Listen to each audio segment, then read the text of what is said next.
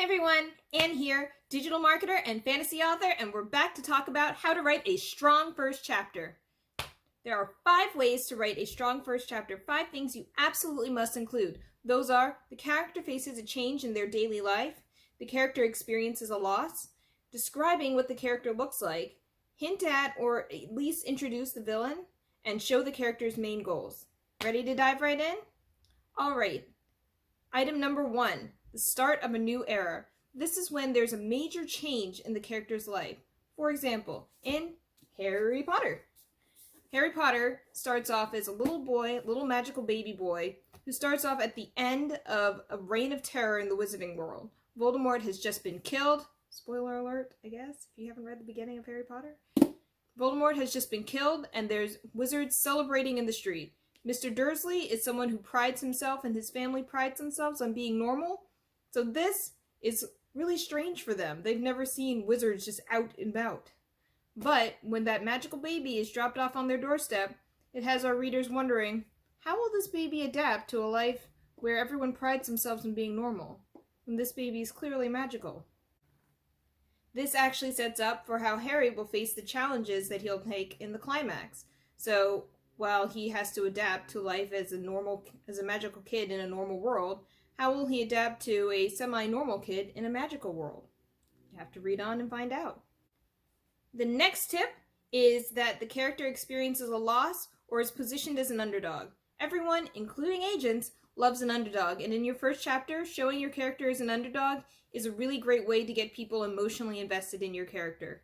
For example, in A Court of Thorns and Roses, we have Feyre as our main character, and she is a huge underdog. She's poor, she's alone, she's hunting to feed her family, and we see that in that first chapter, and we immediately sympathize with her because she's that character that we want to see succeed, even though she's missed her first deer and she's not able to catch food for her family.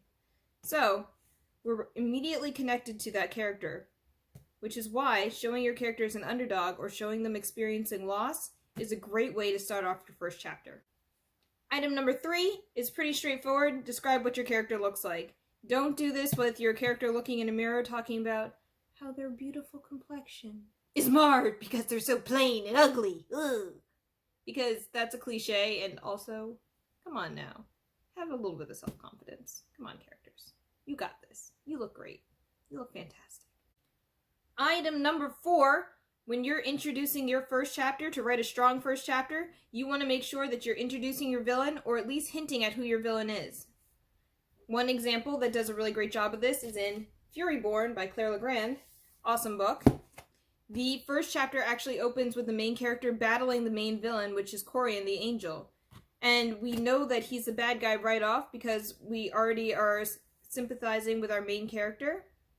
And he's trying to convince her to do something terrible. And we know that the angels are supposed to be this terrible force in the book. I have not finished the entire series because it has not come out yet as of today. So when we do finish that entire series, we'll see how the humans and the angels interact in the end. But back on topic to write a strong first chapter, understanding that Corian is the big bad guy in the first part really sets up for the rest of the book, so that we know what to look out for. We're excited when we first get introduced to Corian, because we know that he's not just someone that the character should trust. We know as the reader that he is actually a big bad guy. And the 5th and final thing that you need to absolutely have in your first chapter is setting up your character's goal. This is the main thing that agents and your readers are going to look for when they are reading your manuscript. This is the thing that says, we want to root for this character to achieve what? One of the books that I think does a great job of doing this is in Six of Crows. Six of Crows sets up in the main chapter with Kaz Brekker facing off against another gang lord. Now, these two, we know immediately that Kaz is trying to claim power within the streets. This is really great because we want to root for Kaz to be more powerful, to have more money, to get more territory in the gangs, because we know what he wants, and we can sympathize with how he wants it. So that's all I have for how to write a strong first chapter. I hope you enjoyed this video and got a lot out of it. Check out my blog posts on how to write a first chapter so you can get more information. And if you have any questions, tweet me at Anne Daleview or visit my website at andaleview.com. Take care!